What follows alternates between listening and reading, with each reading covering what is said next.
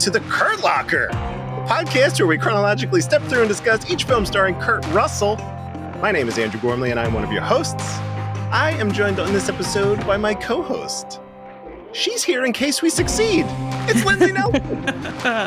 Yes, hello. Hello, everybody. Long time no podcast. Yeah. Well, you know, we had talked about it. The void won. The void won on Tombstone.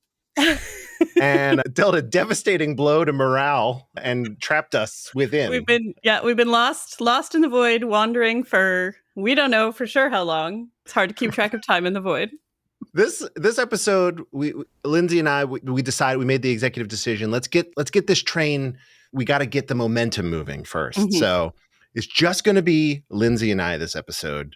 Charles won freedom in the void victory, so we won't have figure it out this episode. It's going to be a little bit more condensed, but I expect a return to form some point in the near future. Yes, you know. Yes, we get everybody. We still haven't found Whitney, still in the void somewhere, but right. we're lost in the sauce. You know, in the sauce. So, but we expect to both Charles and Whitney to reappear eventually. So. Yeah, I think it'll be great. We got a couple of really great movies coming up, and many listener emails reflect that as well. Yeah, we're hitting a very hype period for movies. Yeah, a lot of stuff. So let's get into some of that. We'll do some contact info and housekeeping. You know, as always, you can find this in all of our podcasts at 12and24.com. That's the numbers 12and24.com. We have a kick-ass merch store. Shirts, stickers, coffee mugs, all that good stuff. You can email us, kurtlockerpod@gmail.com, like a lot of people did. I'm not going to read all of the emails I got today. I'm going to read one in particular because it leads into another segment, but we will, we'll touch that, we'll touch on that when we do. You can hit us up on Twitter at kurtlockerpod. Please, you could do that. I don't know if that's the best way to get in touch with me anymore or the show. I don't know who uses Twitter anymore, but it's not even Twitter anymore. It's the abandoned wasteland known as X. So yeah, I saw this meme that was very funny. Are you familiar with the Drake meme from Hotline Bling? Yep. I don't know too much about Drake. I believe he may be problematic, but I do enjoy that meme format. Yeah. Top where he's he's pushing away. It says, dead naming trans people, and it's like true, accurate. And at the bottom panel where he's agreeing, it says dead naming Twitter, and I was like, yes, I agree with that. It will always be Twitter. I'll never call it. It will always be Twitter, and we refuse to bow to Elon Musk's obsession with the letter X. So no, I refuse. A better way to get in touch with us is to join our Discord. You could chat in real time. I'm on there all the time. Yep, even when we're lost in the void. We can still access Discord. Turns out Charles was right. Discord access is available in the void. It's great. True. You can go to 12and24.com/Discord. It's great. We have an awesome little community on there. Finally, if you want to support us with just a moment of your time, please share the show with your friends. You could rate and review us on Apple Podcasts and Spotify. It brings more folks into the fray. We have a new review. This one had to have come in after we recorded Tombstone, but before we published it. So there was this brief window, because I always check before we start recording. But this one's from J Fizzle 568, and it says, chomping at the bit for Tombstone. Although they haven't released an episode to Apple for several months now, hopefully they'll be back because it is truly an enjoyable show. Thank you. That's a great username too, J Fizzle. It's a good name. Yeah. I'm ready. Yep. I think the energy's, I feel good. It doesn't feel like I've been out of the saddle for a few months, but let's dive into this. I think if you're okay, I'll take the synopsis and you can run with the critical and audience reception. Does that work? Sounds good. All right. So today we are talking about the film Stargate.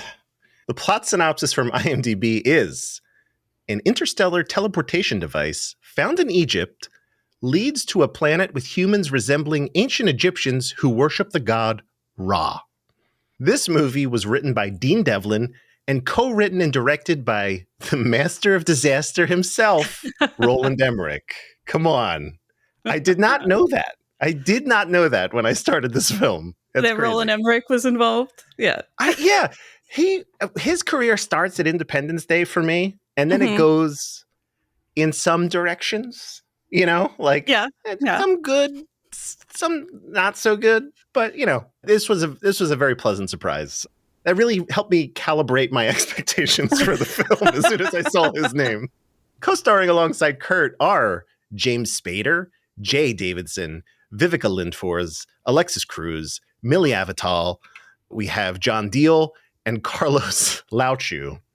There is someone else in this movie that factors heavily into my notes, and we'll get to that in a little bit.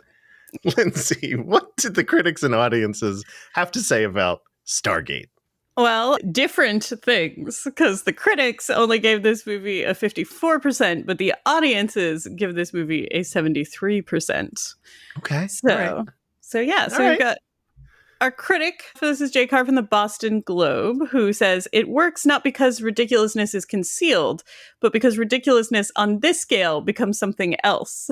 Don't let anyone tell you that Stargate, lifeless script and all, isn't clunky, fun, proudly trembling on the brink of classic camp. Wow. There's a lot of thoughts there. Yeah.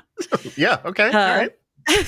But our user, Mike K, gave it 5 out of 5 and says the best film ever made until today, the best explanation for the pyramids. Also, the score is unmatched. And then we get, of course, to the most important opinion, which is listener Claire's mom. Of course. Who writes, it was great. It was Spielberg, Lucas, David Lean, and then Emmerich. It was every epic movie ever. I like the music and the typeface too. The credits at the beginning and the end. It's so 1930s. James Spader really gave Kurt Russell a run for his money in terms of being cute. Yes, Claire's mom.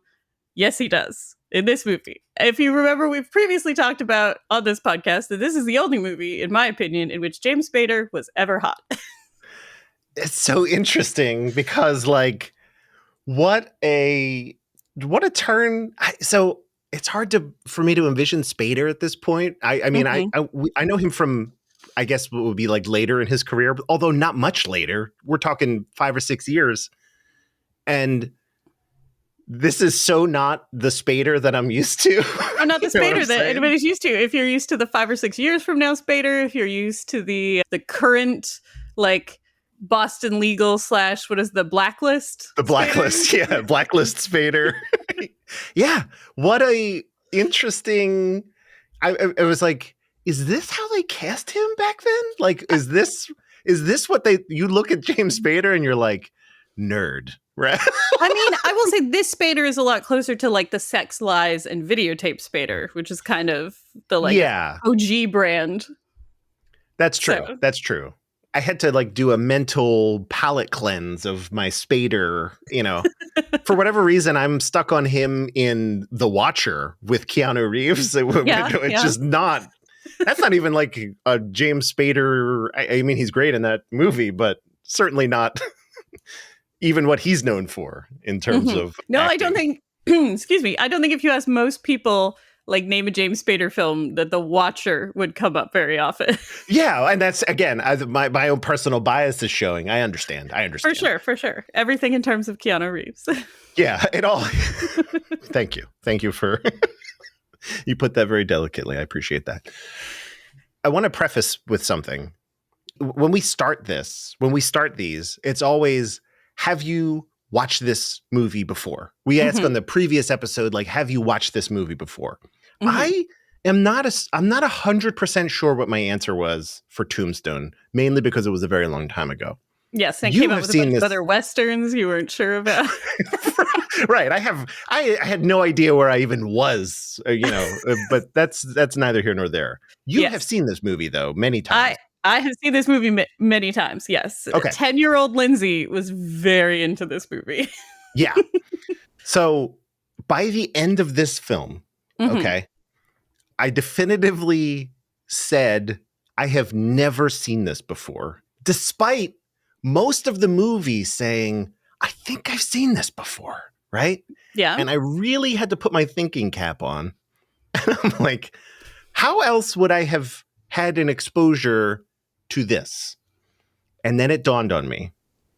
I played the Super Nintendo game. Oh, you played the Super Nintendo game. I thought you were going to say the sci-fi show. No, I've never seen. I know. Well, I've certainly seen a few episodes of that here and there, but I played this on Super Nintendo. I rented it from Blockbuster and I played it on Super Nintendo. So is it very close to the film? Like, No, it's just totally different. Here's the thing: the characters. The characters are like the little sprites or whatever, or they're like little portraits that pop up when you like talk to the different characters. And it's like, oh, that is Kurt Russell. That is James Spader. Right. So like, yeah. And it's their, I guess it's like some very low res still from the film or whatever. But I was like, oh, okay. And like, yeah, you're going up against Ra and Horus is there and Anubis or, like, so I had like very specific remembrances of details, but only the details they decided to include in the video game. The rest of it was not like you were going around collecting all of the individual symbols to basically assemble the Stargate versus just try to figure out the code. Yeah. It was like a Contra or like a Mega Man, like a platforming shooter type game. Okay. I definitely, the image when you said of little like square portraits pop up, I definitely know what those look like in that era of games. Yeah. And they were, I mean, again, it was actually Kurt Russell and it wasn't just like some knockoff or whatever. So I was like, oh, that's kind of cool. So that's my never saw this movie in 94, but I played the video game. With that, I believe I could speak with some authority about this. I'm excited to hear your thoughts on it first. Okay. When, like, compared to you've watched it recently, and then when the last time you saw it was. So was it back then, 10-year-old Lindsey, or do you revisit this often? This isn't one that I revisit all the time. It wasn't 10-year-old Lindsey though. I mean, I've like seen this movie once or twice over the years.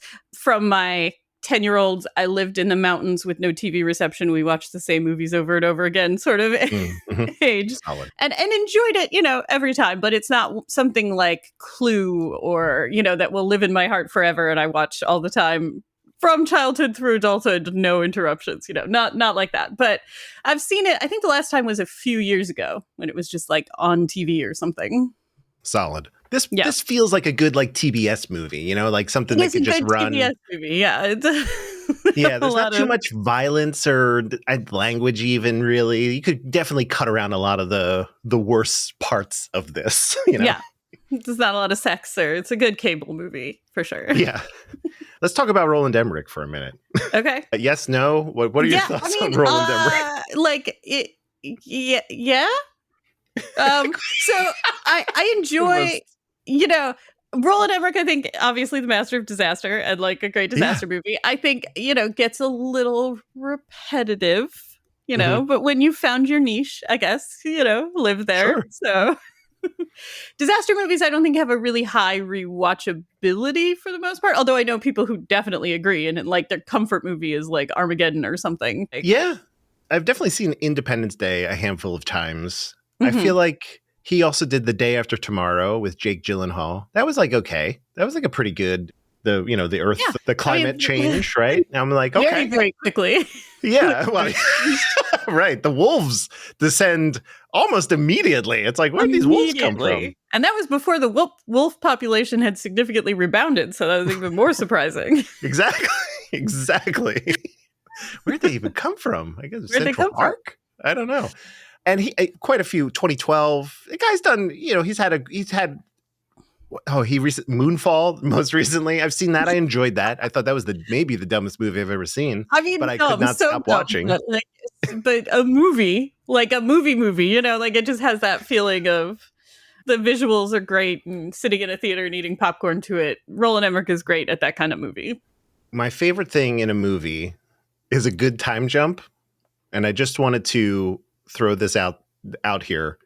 What's the longest time jump that you believe you've ever seen in a movie? Like, if you can think of, I did not prep you for this, so don't feel pressured to come up with one. The Mummy.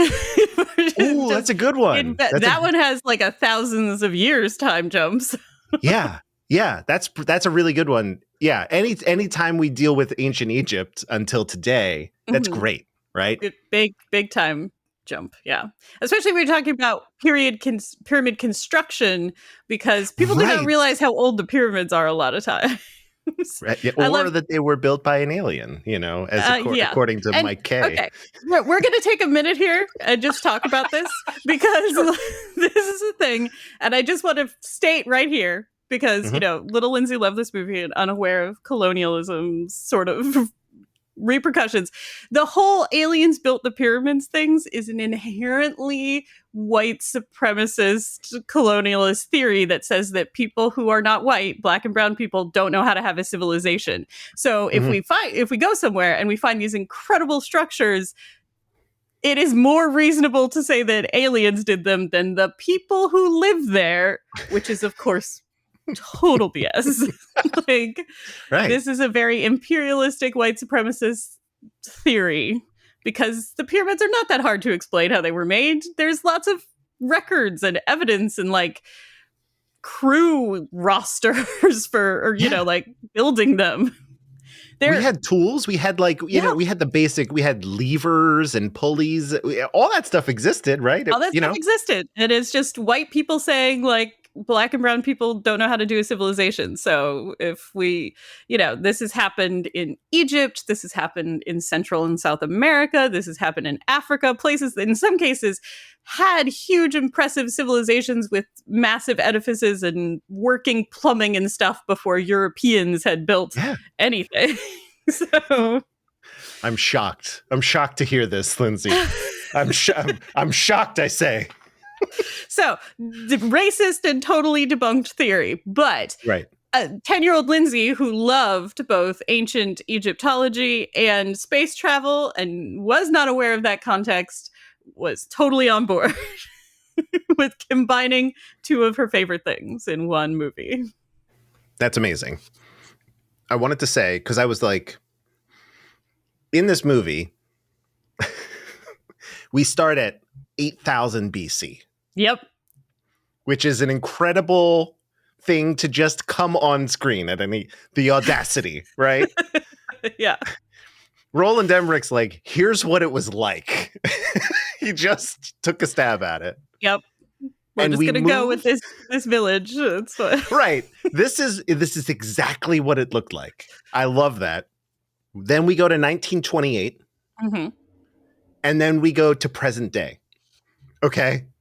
Yep. In 4 minutes, the man covers 10,000 years. The 2/3 of human history, at least. I was laughing. I mean, not in a way, not in anything other than like, I love the absurdity of that, and just how quickly, like how economically, he was like, look, this thing happened, then we found some repercussions, and boom, here we are. Then a little girl stole an ancient artifact, which I gotta say, nothing else of significance happened in the middle. It's just these three. It's just these three things. These things. Yep. That's amazing. I do have to say, even 10-year-old Lindsay was enough of an archaeologist by then to get mad at the little girl stealing a 1,000-year-old necklace from the site. Priceless artifact, the Indiana Jones in me was, it belongs in a museum, Just wearing it around forever. Also, as somebody who's worked on, excavations and stuff, that would not still be together. They used string to thread necklaces and stuff in ancient Egypt, and very like hardy fibers, but would have disintegrated between when that thing was buried and when she picked it up. It's not like gold link chain, 100%. Other than that, I love that. Let me just say that there, very mild spoilers for the most recent season of Fargo, and not anything specific. You do not have to even cover your ears. All I'm going to say is that like, about 3 or 4 episodes in, there is a title card and a smash cut it's like basically like 3,000 years ago. And I just love any time that a director can pull that off, right? Yeah. It's so fun for me. I love that a lot. All that out of the way. Tell me what you think of Stargate. How did it hit for you this time? So I still have a soft spot for this movie. I still think this movie's fun. Like, it obviously has some problems. And I do kind of agree with the critical review we read in the fact that this is like you can't be mad at the ridiculousness. The ridiculousness is kind of built in, but this is not a subtle movie, right? Like, this No. is, we're spelling everything out. It's big, it's bold, but there's still something fun in this idea. And I love Daniel. I've always loved, as we said, James Spader is hot because Daniel is such a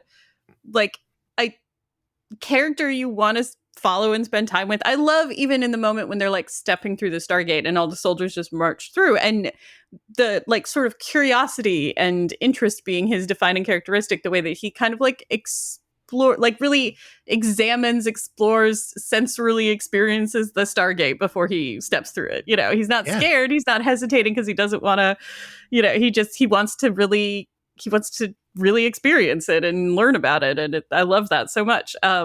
Yeah, there was a really that shot of him from like, I guess it's like the point of view of the scientist, like the older woman, like the girl who stole the thing, whatever. The archaeologist. We're watching from like a safe distance or whatever. Yeah. And there's the shot of like the silhouette of him right in front of it. I was like, that shot is cool as hell. It's great shot. Some of the visuals in this movie are really incredible. Like they know what they were working with the ancient Egyptian iconography and like how that sort of sparks, like, you know, it is a thing. Unfortunately, it's been exoticized kind of, but it is always really fascinating. It was such a beautiful culture, such a visually driven culture that like the iconography is like hugely resonant, right? And then you throw the sci-fi on top of that, and I think they blended that well, you know, in a way that felt like, when obviously this is jumping ahead in the story, but like when they get to Ra's spaceship and everything, the way that the sarcophagus is his healing, the way that they tried to like merge the Egyptian stylistic elements with the sci-fi, I thought was really cool and fun. I think that this is a treatise on why you shouldn't let the military be in charge of scientific exploration. Right. First the thing urge they to do is just like blow bring a stuff nuke. up. Yeah. Not good, guys. Not good. Not a good plan. I understand going on a mission and like evaluating the safety of like continuing, but like going with a nuclear weapon. Just in case, you know, we don't know what's over there. We should probably just pack in just like a spare nuke just in case.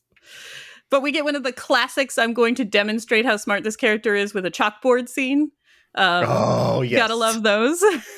And this one, at least, he's not doing math that we can't understand, and we're just supposed to, you know, like know is high level, right? Like we're just. Yeah, it was like basically like the Egyptology, like the translation equivalent of like Good Will Hunting, like solving the equation. Exactly. You're like, he walks in and he's like, well, whoever translated this didn't know what they were doing. Like, come through and that's just wrong. sight read ancient Egyptian hieroglyphs because I'm that good. Yeah, that's great. Yeah, that was a lot of fun. So I think this movie is not.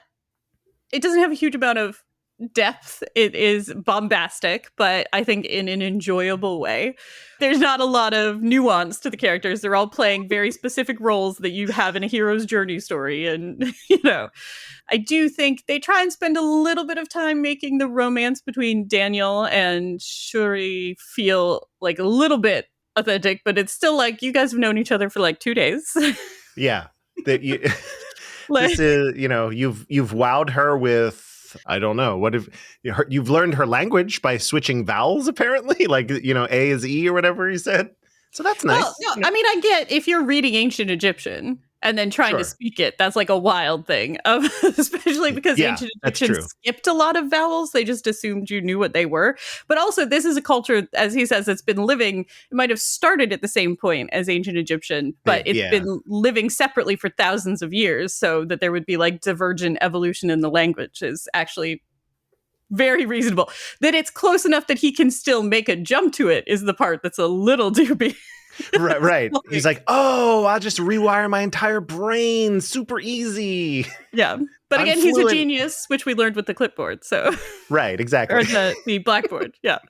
So, you know, it's not a terribly original story, or the characters aren't like super in-depth, unique nuance, but it is a classic adventure story in a way that I think it's hard to not have fun with, you know? Yeah. No, I tend to agree with you on that one, right? For all the things that I found to be given some short shrift in this movie, which there are mainly around Kurt, I would say. Yeah.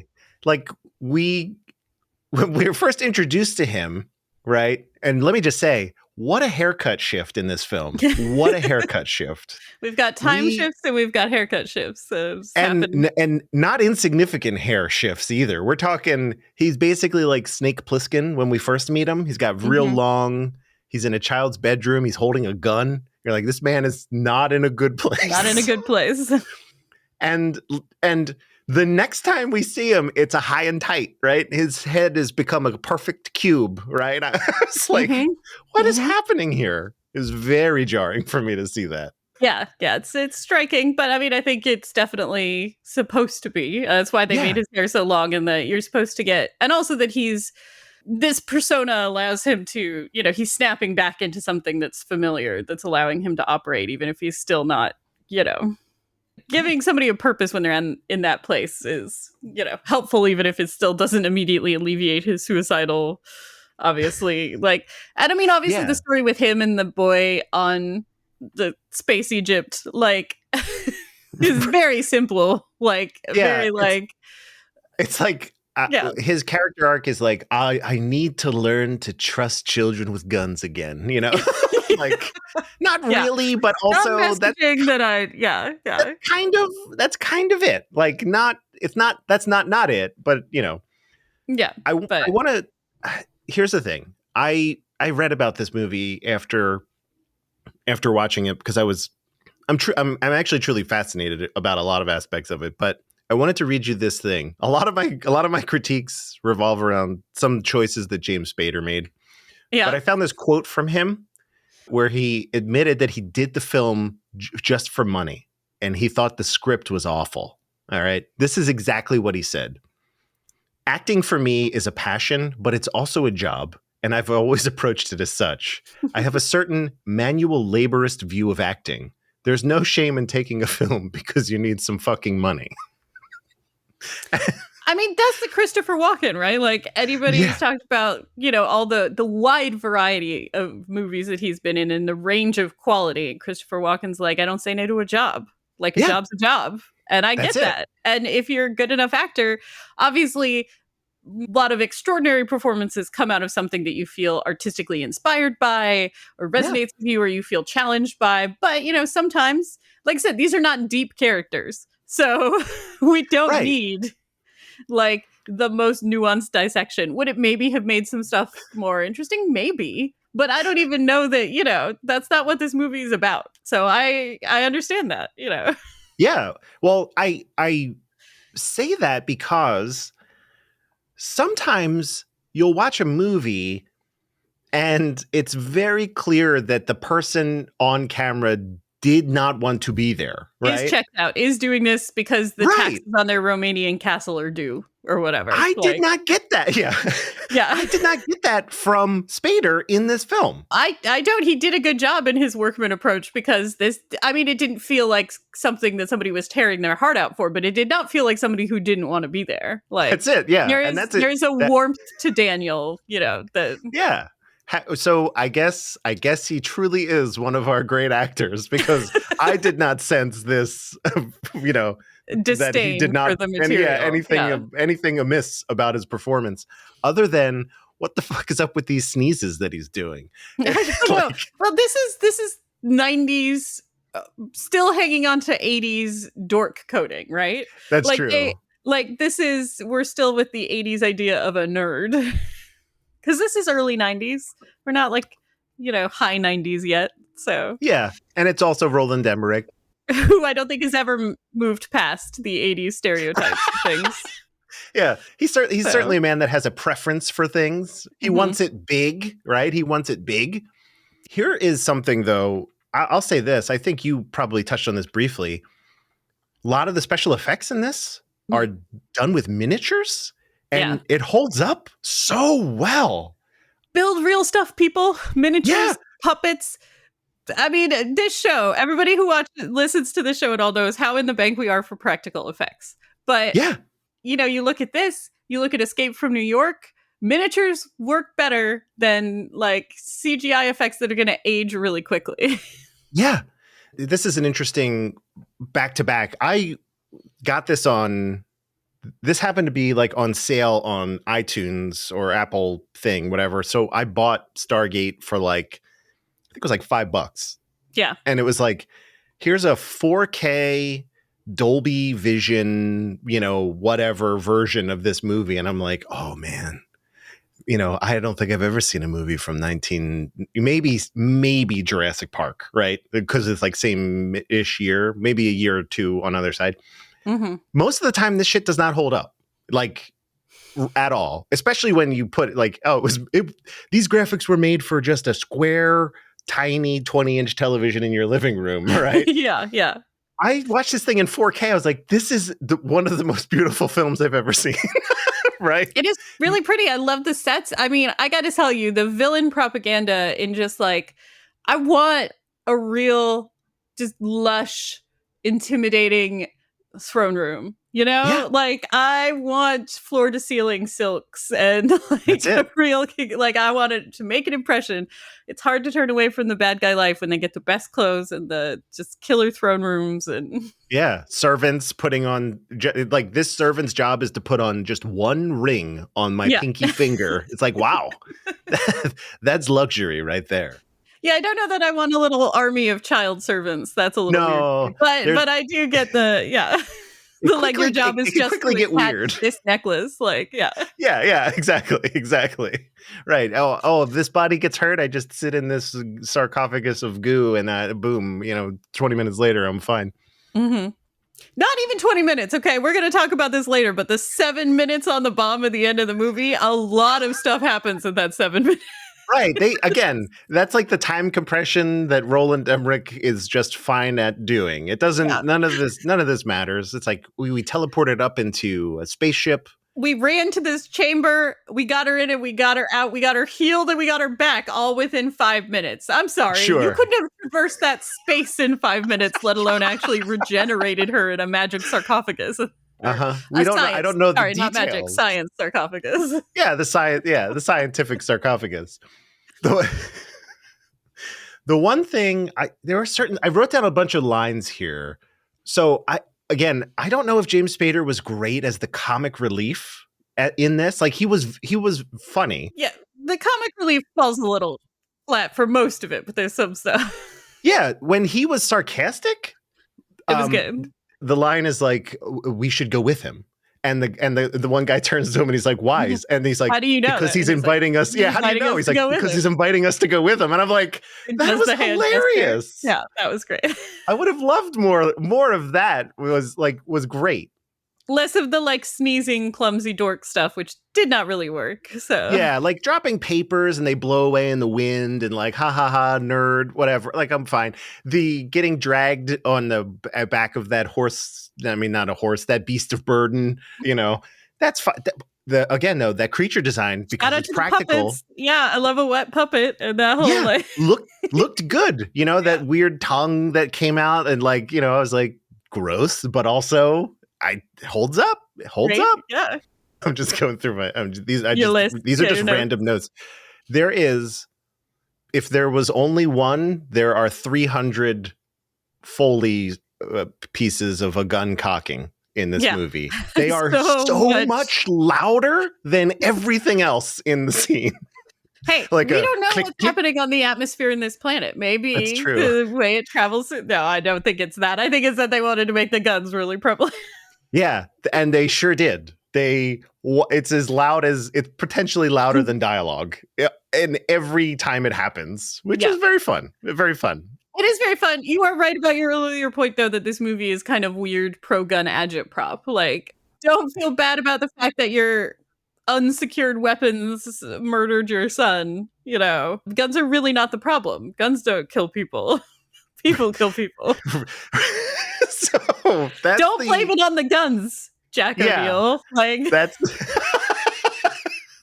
the issue that we're facing. And I mean, the hypest acting that Kurt Russell does in this movie is when that kid picks up the gun. He's like, first he picks up the lighter and he's like, "Oh yeah, no, you can keep that lighter." And And then oh he's like, "Oh, boy. go ahead, try smoking," and then he laughs. At the Yeah, he kid, does. but, like that's He all. endangers this child's life. First of all, Multiple ways. real butterfly effect of him giving him this lighter. That's going to change the trajectory of their society in ways that we won't know the repercussions of what happens. Their society has already been significantly messed with by aliens. So at that point, I think the Prime Directive is kind of out of the window. But like, that's true. I guess they don't. They don't have the access to it. They know like, oh damn, there's a flying pyramid, but it's not like they're flying here. They're like, they don't have on technological. Command. Yeah, on command, they can now create fire. I mean, that's going to run out of fuel in like a very short amount of time. And that's true. And then the magic trick is over. That's that very funny. But yeah, the kid picks up a gun and then Kurt, put that down. You're gonna hurt yourself. Right? And it's like your priorities. Yeah, and then later his buddies in the army talk him into arming the local child population. So right. And he resists that idea for about 5 seconds. And then he's like, whatever we're gonna do. We need him. One of my favorite things, this movie actually has a lot of my favorite things. That movie ass shit.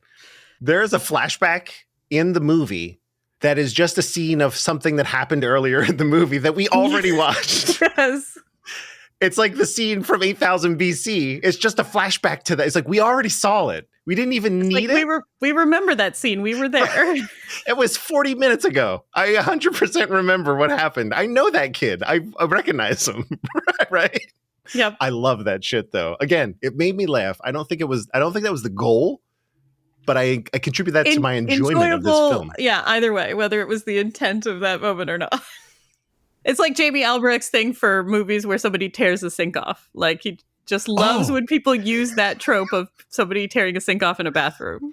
Yeah, that's pretty good. That's the, you just point at the, the Leonardo DiCaprio pointing at the screen. You're like, that's me. Yes, that's where it is.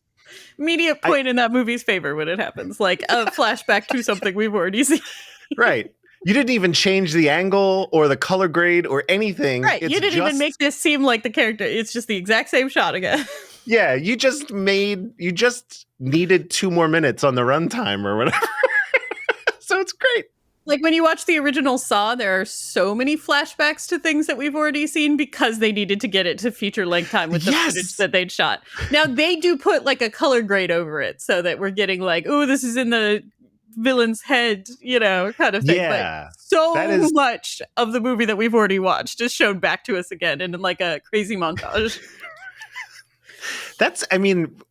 Kudos to, it must be a very heart sink type of feeling where like, oh God, we didn't even hit the feature length runtime requirement. This is Can we technically slow the credits short? down? What? Yeah. It's like we've already slowed. The credits are already 15 minutes long. We can't add any more to the credits. We've already thanked the best boy's dog. Right. So it's not possible. It's not possible. The entire movie, I was thinking, Spader reminds me of someone. All right.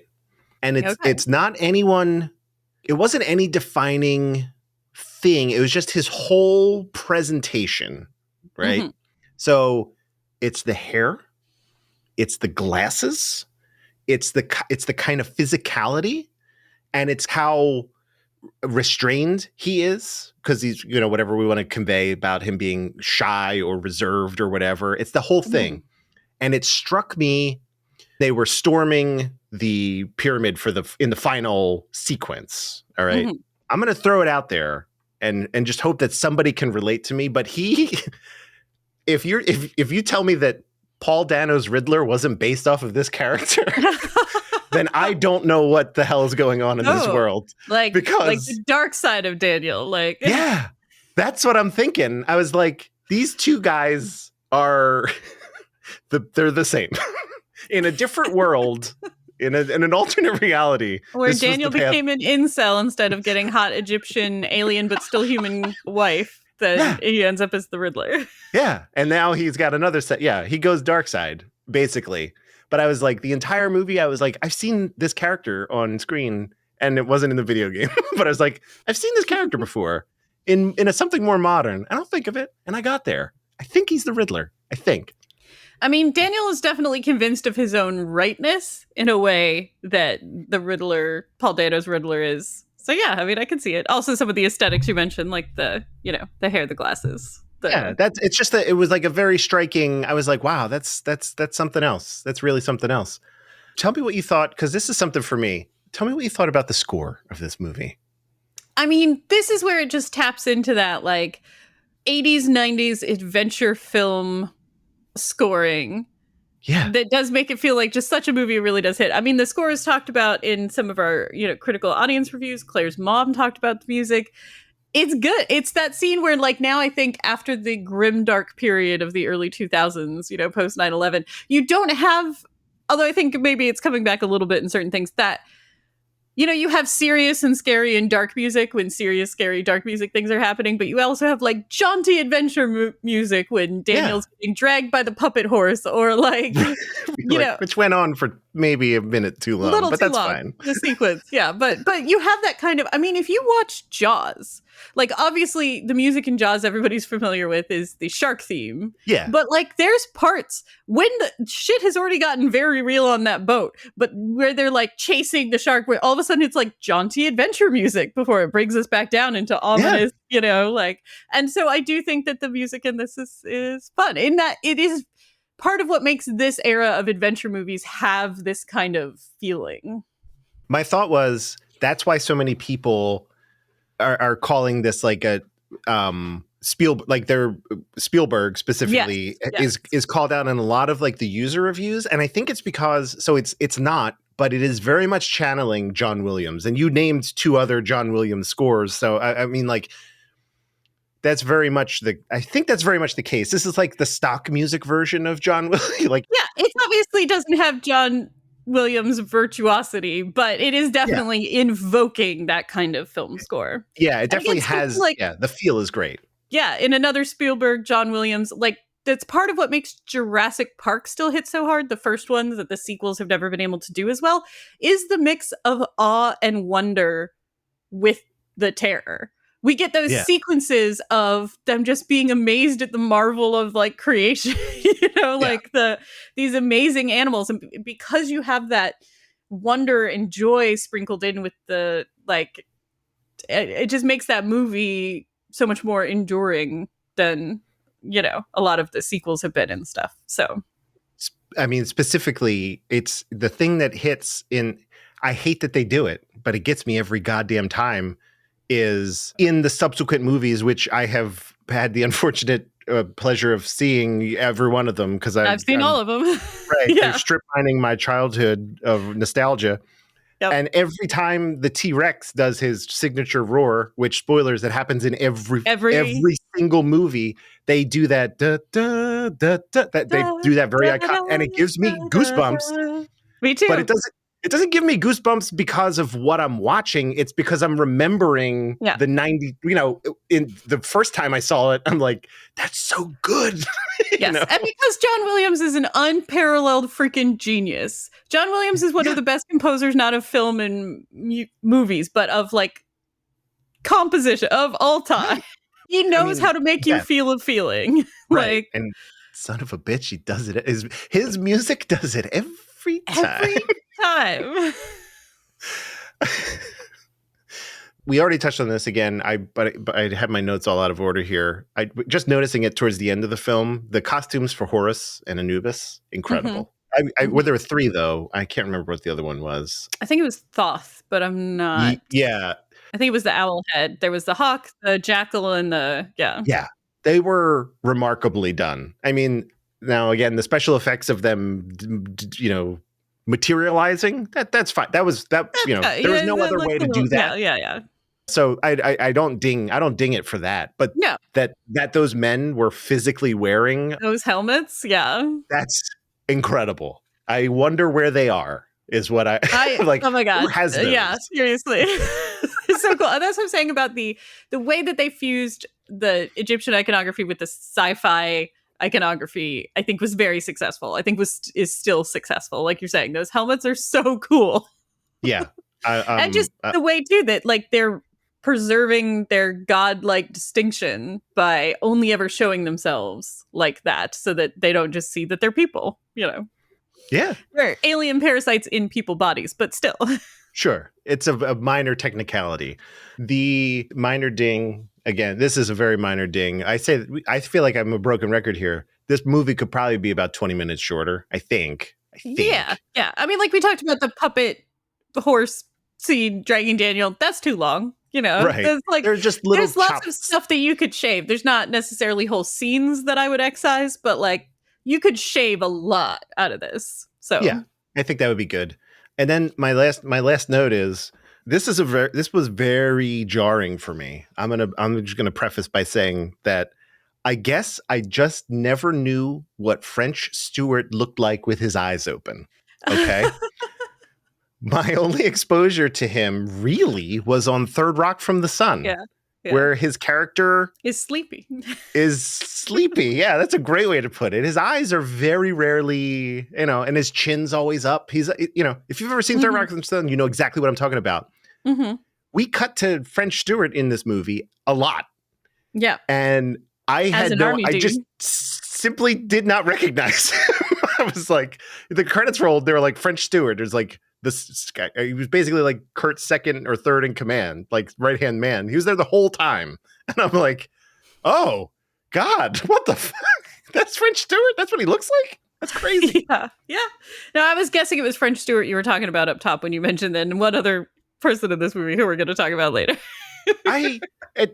And that's the kind of stuff where there's that conversation you have sometimes as a nerd where you're like, that Superman thing where he just takes his glasses off, that's bullshit. I would know.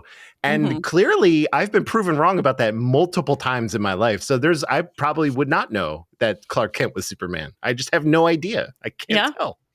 So I think anybody who says that has not seen the original Christopher Reeves, because he does a scene in Lois's apartment where he's Clark Kent and his body language is totally different. And then he takes his glasses off because he's going to tell her that he's Superman, but she's like walked into the other room and then he changes his mind about it before she gets back and puts his glasses back on. And that performance right there is, first of all, part of the reason why Christopher Reeves was so good. And second of all, just watch that and you will understand how people do not conflate Clark Kent with Superman. That's true. That's like the last person. And again, like the French Stewart thing, I believe in Third Rock from the Sun, if I'm not mistaken, very kind of a stiff performance. Like because they're friggin' aliens, right? So like his arms were always kind of tight and out in front of his body. And I'm like, he's just not this cool soldier guy, this with space his soldier biceps out man. and his tank top. Yeah. Right. Who was very well spoken and, I don't know. He throws the guy who is ostensibly your only way out of their books into the desert. So, like, I don't know. That's true. In an attempt to motivate him? I don't know. In an act of childish, pettiness. But look how cool I am. I don't think that was really like, you're lame, we rock. I don't think it was really intended to genuinely motivate him. Although obviously they do want to genuinely motivate him as well. Right. You're our only hope. They want him to get out of there. Here's a question. Do you think Daniel actually fully 100% believed that he could like get them back for sure? No doubts. Or do you think he just wanted to go into the other side of the galaxy? That guy was so full of shit when he went through that. We understood his situation in the beginning after his lecture. Everybody walked out. He has no money. He doesn't have a place to live. All of his shit fits in a suitcase, right? So given your circumstances and this opportunity, why wouldn't you want to see like, oh yeah, let's just go through this weird Egyptian portal?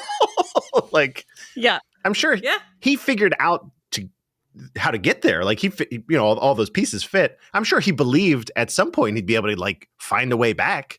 But I do think he genuinely believed in his ability, partially because he waltzes in there and the thing that they've been working on for like literal years, he figures out in 14 days. But that was so funny. The disbelief in everyone's voice, like when he's in that meeting with like the military leaders and the guy's like, he figured it out and how long? I was like, oh, that's fun. That's fun. Yeah, so I genuinely do believe that he thought, but I don't think he thought about it deeply. I think his gut instinct was, yeah, I can figure it out, and I want to go to the other end of the galaxy, of the universe. Yeah. Given the time, right? I mean, here's what we had: all of the pieces of the puzzle here already in place. Assembled over, that was from the 20s. They found, so yeah, I don't think he was thinking really critically about like what might be involved with. Yeah, the intricacies of finding and acquiring this technology. Yeah, no. But again, I do relate 10-year-old Lindsey wanted to see the other side of the universe too and would have absolutely hopped in that portal without thinking too deeply about it. Yes. We focused a lot on Spader, and I think realistically this is a James Spader movie. If I had to, if you gun to my head and you were like, who's the star of this movie? I feel like it probably is James Spader. I mean, Kurt is in many of these scenes, but I feel like they didn't give him a ton to do necessarily. No, his character is even more flat than like everybody else's character. So but look good. He looks great, right? The entire time. Great. He's there to be the like military enforcing presence, but he does have an arc, I guess, but the arc is really much more Daniel's than it is his. Like his is just returning. His is getting over his grief for his son pretty quickly. Yeah. Daniel's is like, I'm like the dorky linguist, and now I'm a ladies' man. I've learned to love. I'm a space adventuring ladies' man. Yeah, look at me go. That's a lot of it too. Is like coming into his own as like a hero sort of thing. Bringing him outside of the nebbish, bookish. In his own way. Yes, but like I said, this very 80s sort of themes and characters of this movie, even though it's not an 80s movie. There is one more big question that's worth asking. However, it requires a preface.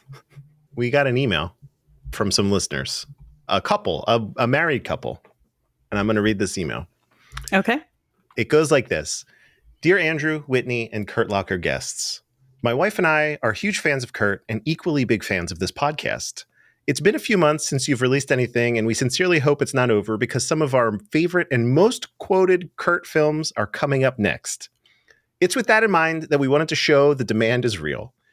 We're amateur musicians, mostly with sequencers and vocals, and decided to try our hand at a little theme making. So I got to this point of the email. Yeah. I just hit download. Right? Yeah, you're like, I'm listening to this. I don't care what else is. Yeah. I don't know what the hell happened, but here we go. Attached are two themes that will hopefully make Whitney giggle and or turn extremely red. We used a couple sample packs and some AI stuff to assist, but it would make our day to hear these used. We're including the lyrics we came up with too, in case they're too hard to hear, which I don't believe they are, but we'll see. Oh my God. Until we hear from you, we're keeping the home fires burning. And that is from listeners Mike and Alicia. Mike and Alicia. That's amazing. I'm so excited to hear this. So, a lot of pomp and circumstance up to this point. I believe, Mike and Alicia, please write in if I'm mistaken here. I believe we have, I'm only going to play one, but we have for this episode, and then the next one, I'll play the other one. We have a version. They're two totally different songs, first of all, which is amazing. One is, I believe, sung by Mike, and the other one that we will listen to today is sung by Alicia. All custom music or whatever. So that's so incredible. I can't believe you guys. That rocks. Like, I'm so excited. So I guess the real question that we need to ask ourselves is you hiding this one?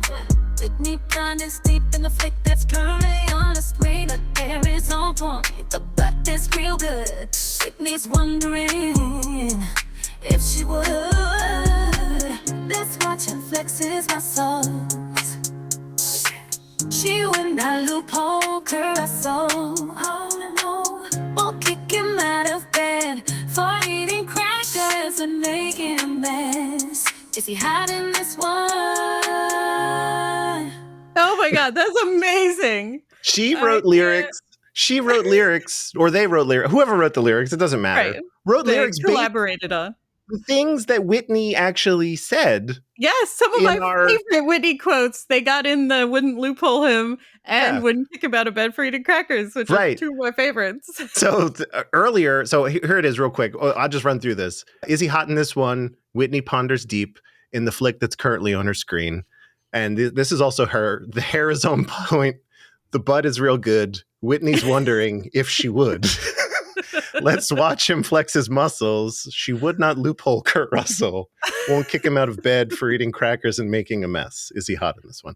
What did That's we amazing. do to deserve You this two song? just totally made my day. That rocks. I'm gonna make that my new ringtone. I'll send it to you. It's a little MP3 file. It's incredible. So that's one.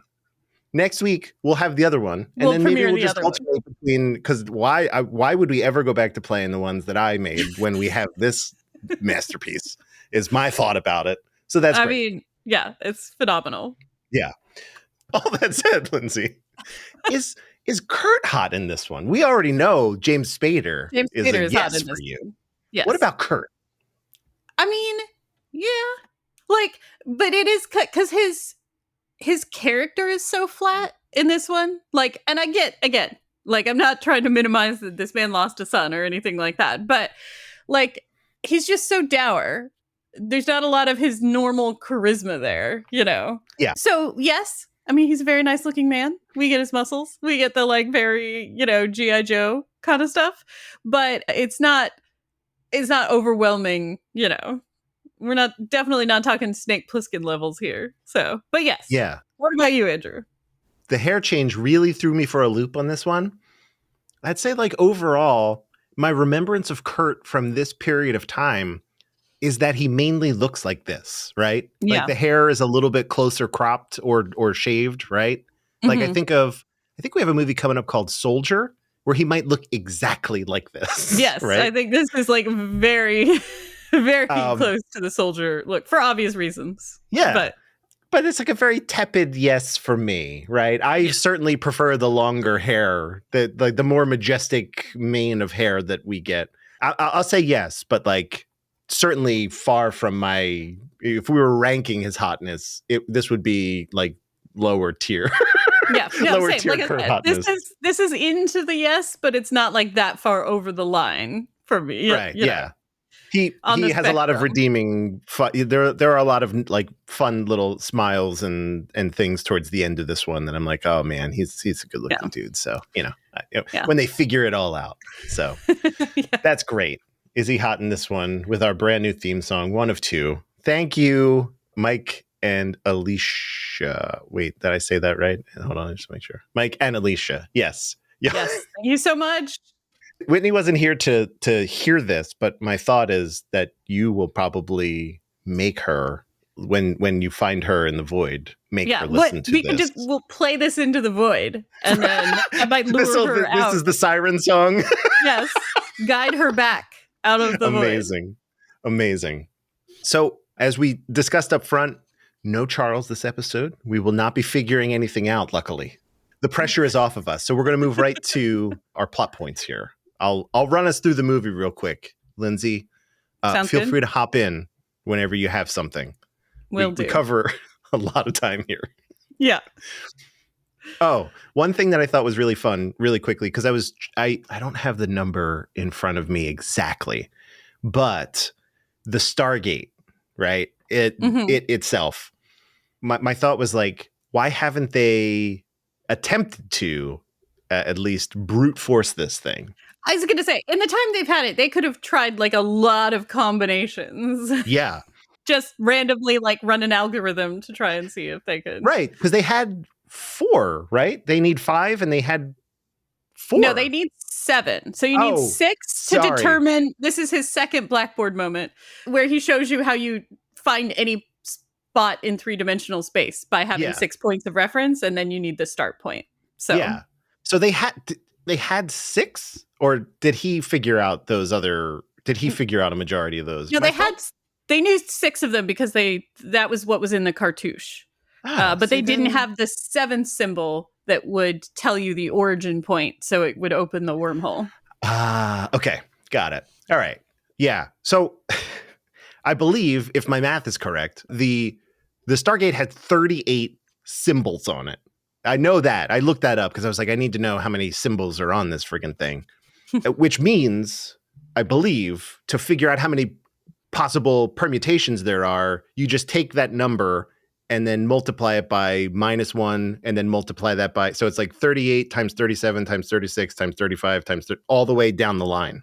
Mm-hmm. And I believe that comes out to, right off the top of my head, I hope I'm correct here, I think it's like 16 million different possible combinations. Oh, Right. you know, give or take 16.5 million. So maybe that's why they didn't brute force. I mean, but if they already yeah, had 6, if you had the cartouche, if you're assuming that the cartouche is giving you 6 of the symbols because it's the same symbols that are on the outside, then you can lock in all those and just do try out all the other ones for the 7th one, right? Unless they open a wormhole into like I don't know, yes, some sort you of black are hole. risking opening random wormholes. Although they don't know that that's what it does. That's true. They have no idea.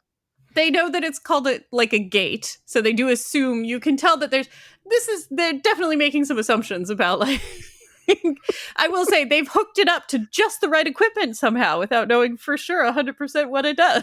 Yeah, I was thinking got some Wheel of Fortune thing where it takes the and it clicks. Well, like they have it hooked up to a little star map of like the galaxy. Why do you have it hooked up to that unless you already know what it does? Hey, you know, that's somebody was just the original translator. He at least got that part right. You know, he got the entire translation wrong, but he nailed this part. But yeah, right. So we don't know for sure. I feel like was possible other ways to work this out, but so here we go. The plot starts in 1928, and I just want to make sure that we are aware that the plot of the movie actually starts at 8000 BC. We just see a little bit of a village and a flying pyramid, and one brave villager heads towards the flying pyramid instead of running away from it, and that person, for his troubles, gets alien parasited. Right. For his bravery, he gets the reward. In 1928, at Giza, Egypt, archaeologist Professor Paul Langford, accompanied by his daughter Catherine, unearths cover stones engraved with Egyptian hieroglyphs and other markings. Beneath, he discovers a large metallic ring of unknown purpose. Very fun.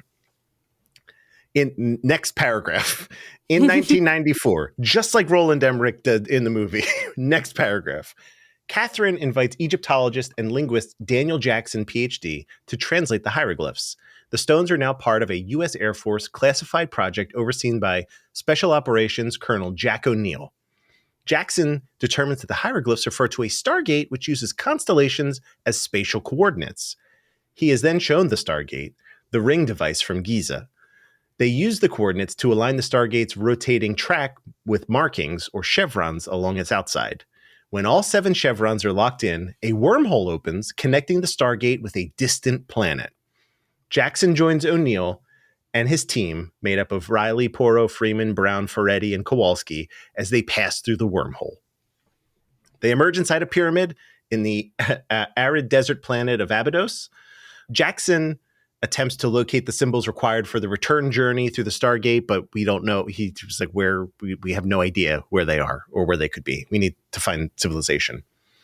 O'Neill orders Kowalski to set up camp. Jackson sees a large animal with a harness. Again, some really great puppet. He approaches it, very astutely observes that it has a saddle, so he knows it's not like a wild animal. It's domesticated. Yeah, as he says. Right. It's some sort of helpful creature, not necessarily also one. Proving that there are people somewhere because this animal exactly. has a harness on it. I forgot about the ongoing joke about, is it a Fifth Avenue? Is that what the candy bar? He gives the creature from like the alien creature of Fifth Avenue bar. Then he gives the mayor a Fifth Avenue bar. The guy gives him like some like a water to drink, and in return, he gives him a Fifth Avenue, which must have blown his goddamn mind. It's like the joke of like if a caveman ate a Dorito, he would die because there's just too much flavor. It's that sort of situation. You've never had no idea sugar and chocolate in your life. Yeah. That man would have exploded into a million pieces. The large animal with the harness drags him off. This is Spader. He goes to investigate this creature. It gets spooked. His foot catches in the saddle, drags him off. O'Neill, Kowalski, and Brown follow. They discover a tribe of humans working in a mine of a strange mineral. O'Neill radios the others to secure a base camp while they follow these people back to their city. At this point, Jackson realizes the people speak a variant of ancient Egyptian and is able to communicate with them. That's not exactly how it happens, but let's go with that explanation for now. He learns that the tribe sees him and his comrades as emissaries of their god Ra because he's wearing the amulet. Spader is wearing the amulet that Catherine gave him when she grave robbed earlier in 1928. The tribe's chieftain presents Jackson with his daughter Shaori. What is it? Shaori? It's just Shaori, right? Yeah. As a gift. That was very funny. That point, he was trying to communicate with them. Cracked the bells yet. So. Yeah. And he starts drawing in the sand, and the first shape he draws very much would, you could mistake it for a vagina, right? Like it's just like I mean, it's the eye of Ra. Yeah, it's like two parentheses right next to each other, but before he got to finish, the chieftain's like, "Oh, I got you, dog." Like, I don't really think that was the chain of events. I think the chain of events was you are a god because you're. That's true. Yeah. And so you're doing the forbidden writing that we're not supposed to do. You keep invoking Ra with like your symbol and then right here. And so we better give you my daughter as like a, but you could sure read it as he draws a vagina and then, when he puts the eye in the eye of Ra, he's like, oh, you're aware of the clitoris. You can marry my daughter. Right. Clearly the man is enlightened. He knows a thing or two about female anatomy. Let's go. Right. So I'll gift you my daughter as if she were property. So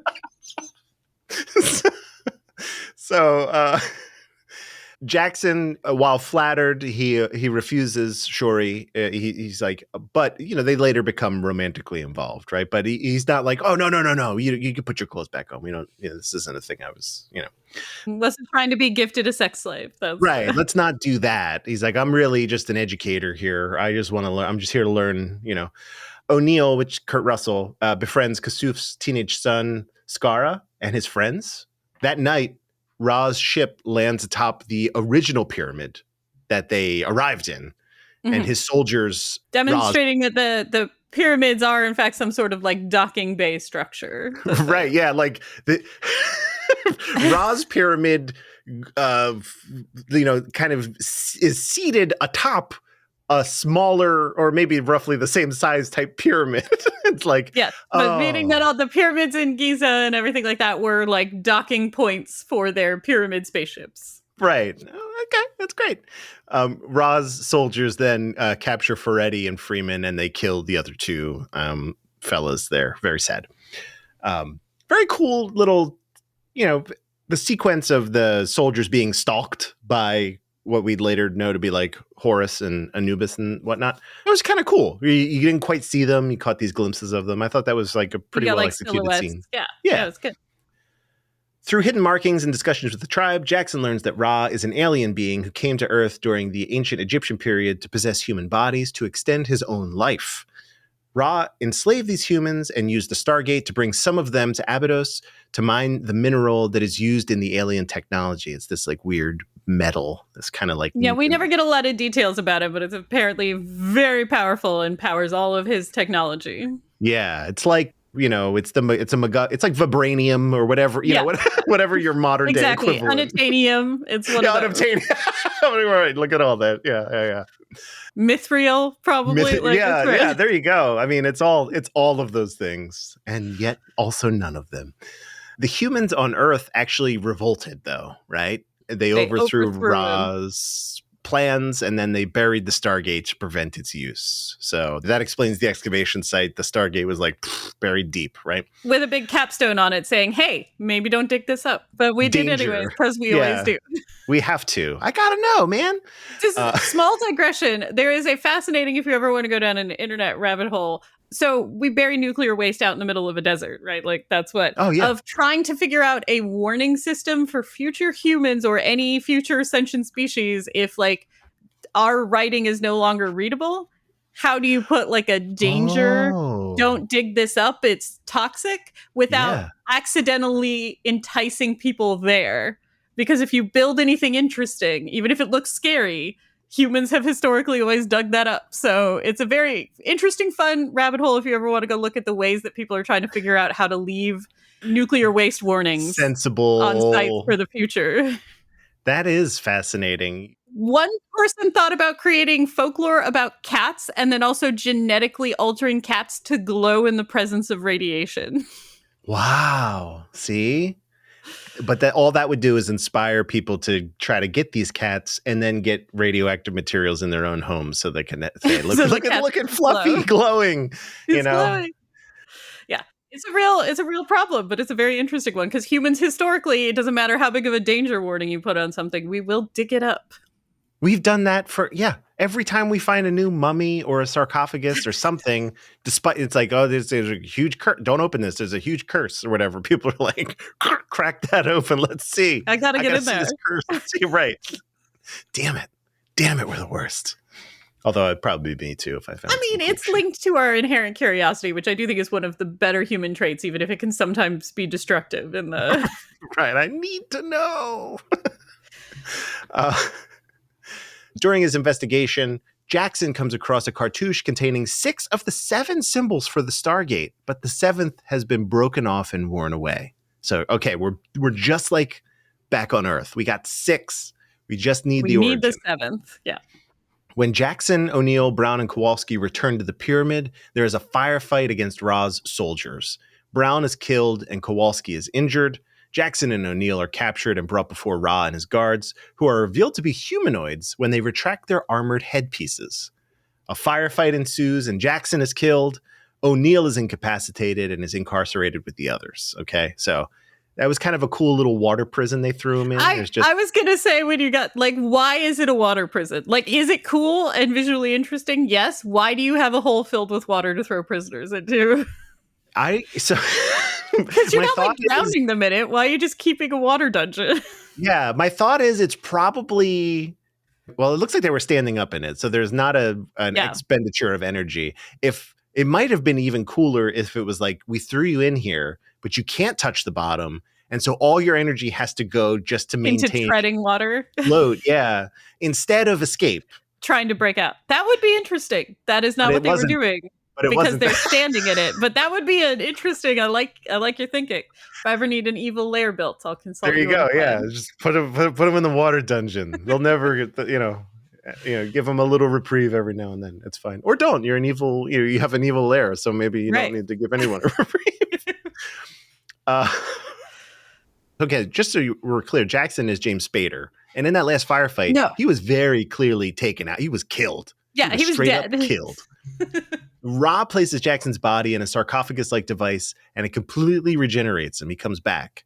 Ra tells Jackson that he has found the nuclear bomb that O'Neill secretly brought and has used his own technology, which is that mineral, to increase its explosive power 100-fold. 100-fold. And then he's just going to send it right back to Earth through the Stargate. Now, I've recently seen Oppenheimer. Not recently, but... And I'm like, okay. We saw it when we all saw it. Yeah, we saw it when it was out and it was a thing. And I was like, okay, that, but now 100 times more than that. And that seems pretty bad because that was pretty bad on its own. So that's pretty bad. That's what we're dealing with here, everyone. 100 Oppenheimers. Let's go. Ra orders the human tribe to watch his tribe, his alien human tribe, to watch as he prepares to force Jackson to execute the others to demonstrate his power. But Skara and his friends create a diversion that allows Jackson, O'Neill, Kowalski, and Ferretti to escape, and Freeman is killed. So little by little, we're losing the squadron, the original soldiers. Yeah. But good thing, Ra only has like 5 guys, so... It's true. His entire security Dynasty detail. Of gods and security detail. I mean, we don't know, obviously, he's coming in from somewhere out in space, so there could be more, but he is expecting to subdue and maintain control over this whole planet with like 5 dudes and a bunch of child servants. Yeah, it's crazy. That's hubris is what that is. Maybe he's got backup somewhere else, but they're too far away or whatever to... Yeah, this is when you assume you have complete control over a population that you don't need to worry about That's true. He never assumed. I mean, at their current capacity of what they were able to do, 5 guys was more than enough, right? But America's here now, and that's a different thing. So Yeah. the United States Air Force is on the job. Be So ready. the jingoism in the last little bit will get very intense. Sure. They all flee in this, commotion. Jackson, O'Neill, all these guys, they flee to a nearby cave system to hide from Ra. So Skara and his friends are celebrating. Skara draws a sign of victory on the wall, which Jackson recognizes as the final symbol, right? It's the one for this planet when he's drawing it. It's exactly the same as the Earth one, except with 3 moons instead of 1 moon. Yeah, and it was like that was a nice touch.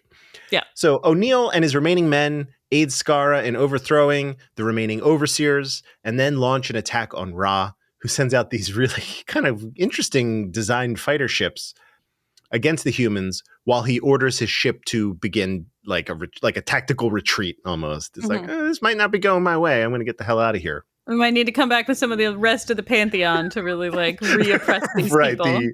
All the rest. The humans outside run out of ammunition and are forced to surrender to the fighter ship's pilots.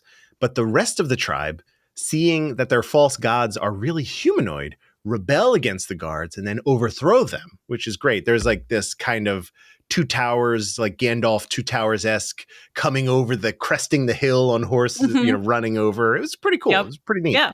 But again, this is all happening in 7 minutes in a way that I do not believe.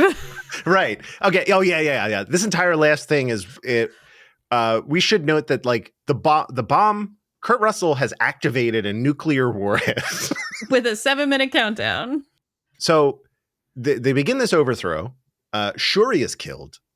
Jackson, in his infinite wisdom, takes her body and goes up into Ra's ship using this cool ring teleport system, right? That we've seen a few times now throughout the film. It's just like a direct line of mini Stargates. I do like the way that they keep showing us the same methods, like the same technological methods used in different. So like the gun sticks that the guards are holding are the same weapons as on the ship. And then the consistency is awesome. These rings are just like the Stargate, Exactly. Yeah, just like it's like and tick tick tick tick tick tick, and then it's kind of cool. It's concentric circles. It's really neat. Yeah. Jackson takes Shuri's dead body, sneaks aboard Ra's ship using a teleportation system, and then O'Neill is left to fight Ra's guard captain Anubis. It's kind of a cool fight. Although Kurt Russell is getting his ass kicked for a majority of it. And you're like, how's this going to end? But I had a sneaking suspicion about how it would end, and I was vindicated. But, Jackson places Shuri in the regeneration device, that little sarcophagus we talked about, and she recovers. Again, it's all within just 7 minutes. 7 minutes. Ra discovers them and attempts to kill Jackson.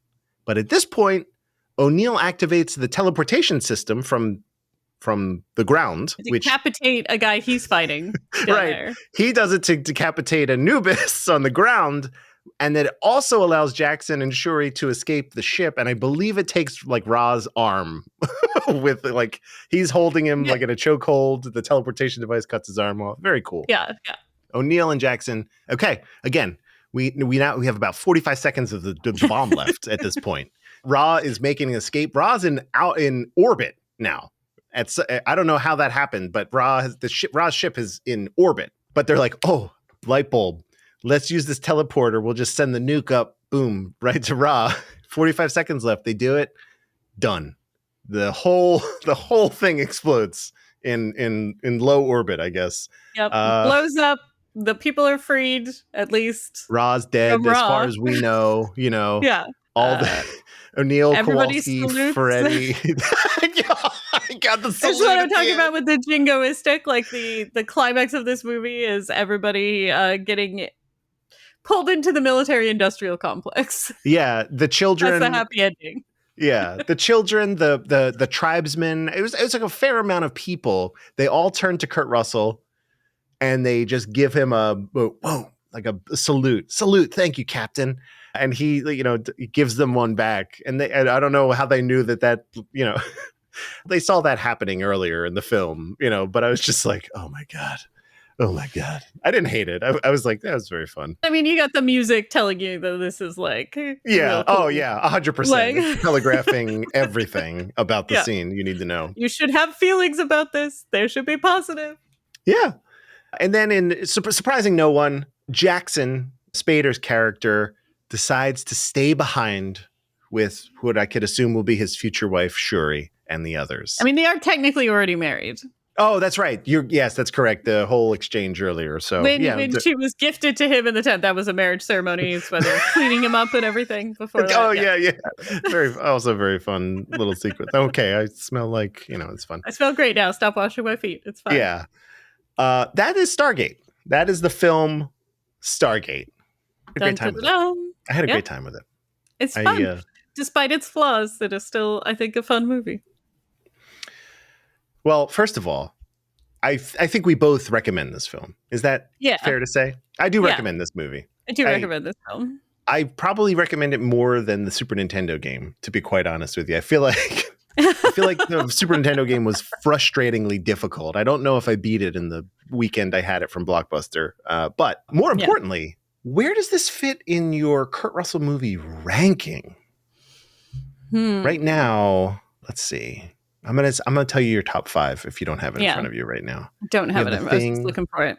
Escape from New York, Big Trouble in Little China, Tombstone, and Silkwood are your top 5. Followed by Yeah, don't worry. It's not going to be down that far. It's not. I don't have to worry about this being beat by the one and only genuine original family band. Okay. So, this is going to go. Yeah, this is going to go between Tombstone and Big Trouble in Little China. Oh, look at that. Number 4. Okay.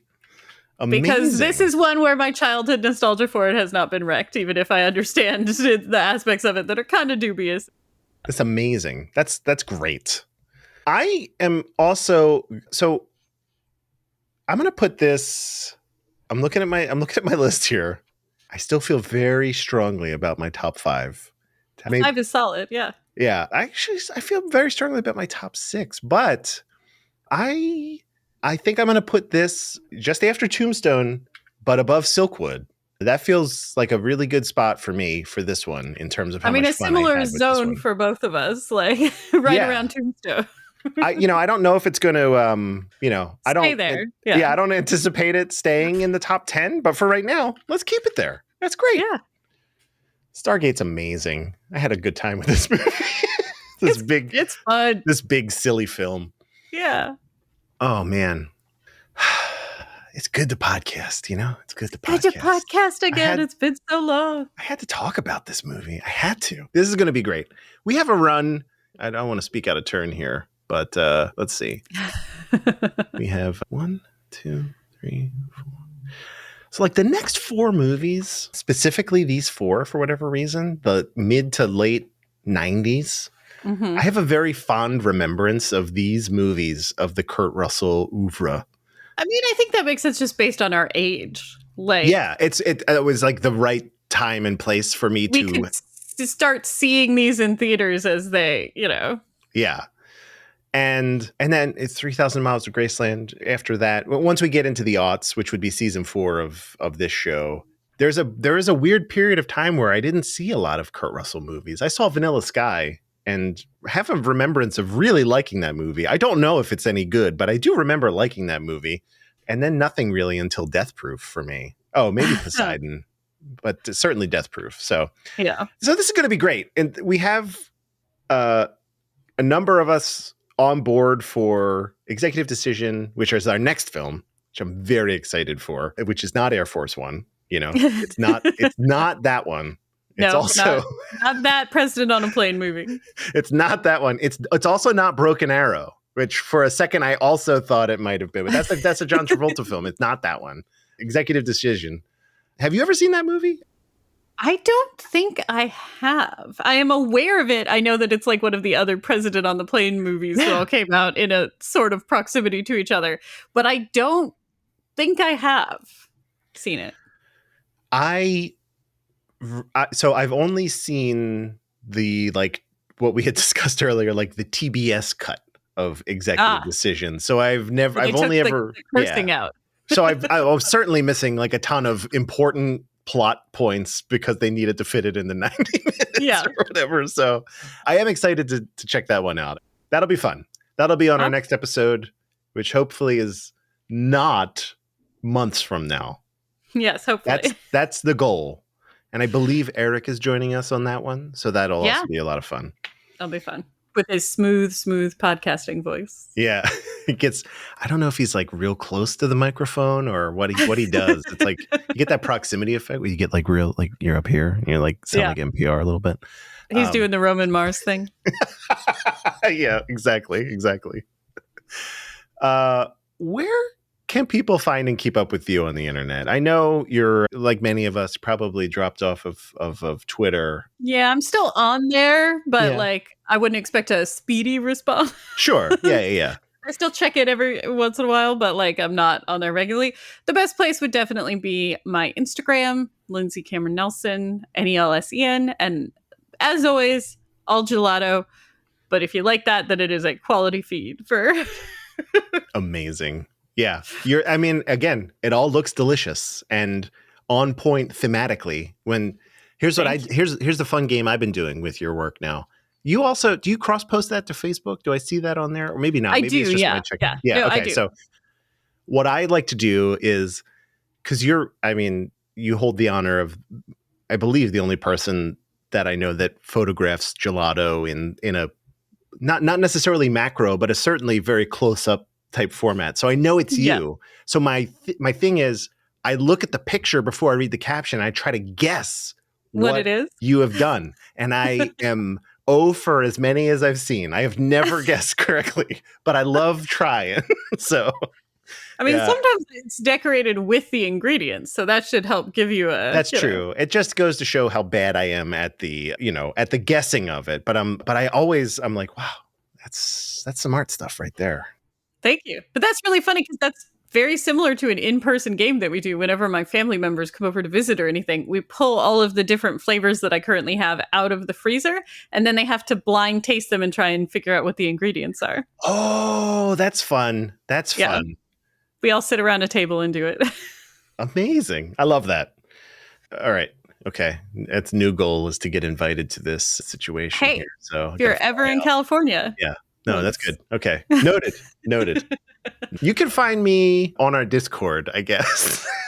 I'm there too. Who would have thought? As someone who really, really enjoyed social media for a period of time, I don't really engage with it that much anymore. I would say, I guess, follow me on Instagram. I do post stories from time to time. It's mostly like the work that I'm doing.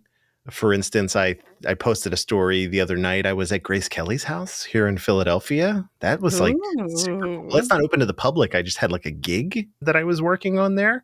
And I was told, hey, there's a really good chance that the Prince of Monaco will see this. And I'm like, I wish I would have known that before I took the gig. Would have brought more equipment, guys. Shit. Might have approached this a little differently. Yeah. Right. I would have approached this completely differently. But I took a picture of in their living room. They have obviously Kelly, they're Irish. They have this chalice that is their family somehow acquired, or I believe was gifted. I can't remember the exact circumstances of it, but like a chalice, an Irish chalice from like 1480. And I'm like, I would not drink out of that thing. You're definitely going to get cursed if you drink out of that freaking thing. But it was very cool. So if that's the kind of content you're into, me commenting on various arts and artifacts. Forbidden chalices, then you are in for a treat at Dark Driving on Instagram. Otherwise, I hope to see you in the Discord. I think that's it. I think we're done. I'm going to press this button. That's loud. Lindsey, as always, thank you for joining us. Everyone, thanks for hanging out. Thanks for the emails. We are going to get back to many of them.